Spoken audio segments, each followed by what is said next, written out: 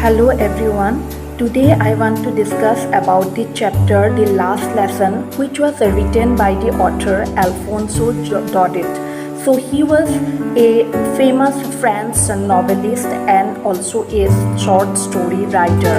He was born in the year 1840 and died in 1897. So the last lesson is set in the days of the Franco-Prussian War, which was held in the year 1870 to 1871, in which France was defeated by Prussia led by Bismarck.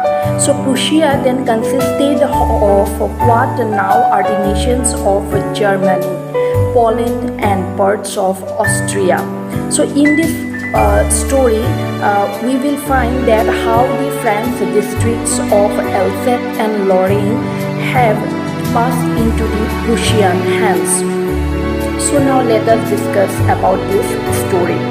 So this story, the last lesson, is mainly about the longing to learn the mother tongue and love for it. So it has a sense of patriotism. So the Prussians rejected the freedom of the people of Lorraine and Alsace to learn their own mother tongue. The colonizers took away the basic rights of the people. When the student could not learn their own language, they sensed a feeling of being restricted and missed learning French.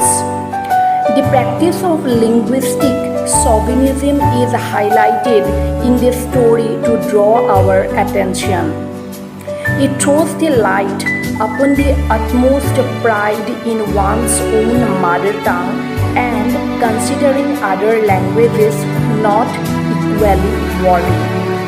People of Alsace and Lorraine were the victims of the linguistic chauvinism. They were forced to learn German. Franz, a little school student who was always reluctant in his French class and never took it seriously, saw how important it was to learn his mother tongue. This quality of people displays that humans respect things more when they see it going. Also, the parents preferred their children to work rather than the learning French language. So later they realized how they missed the French classes and they were sorry for it. How Prussians drill their land is shown by how unfairly they are treated and have a sense of loss. Here, the main narrator was Franz. He was late for school in the morning. He was a little scared for his French class as he had not taken it seriously, and the teacher might ask questions on participles. He wanted to skip school but still decided to attend it. The narrator saw that there was a huge crowd in front of the bulletin board in the town hall. The bulletin board was the harbinger of the bad news for the last 2 years. All the information or on lost wars or other depressing news was put there.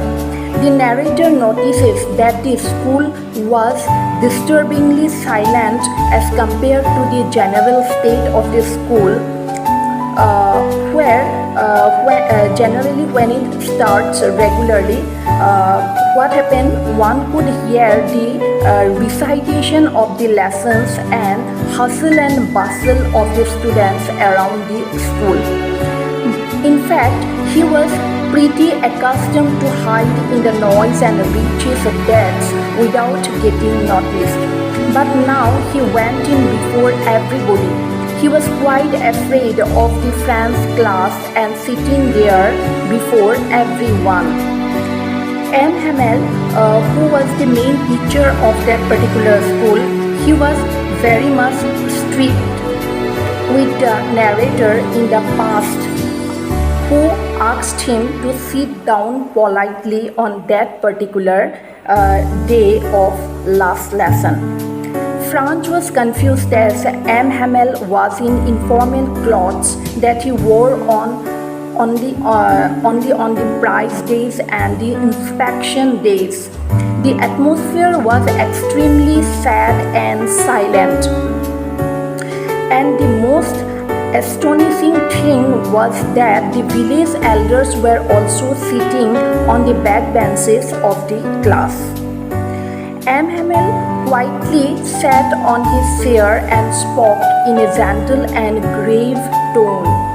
"My children, this is the last lesson I shall give you," he said.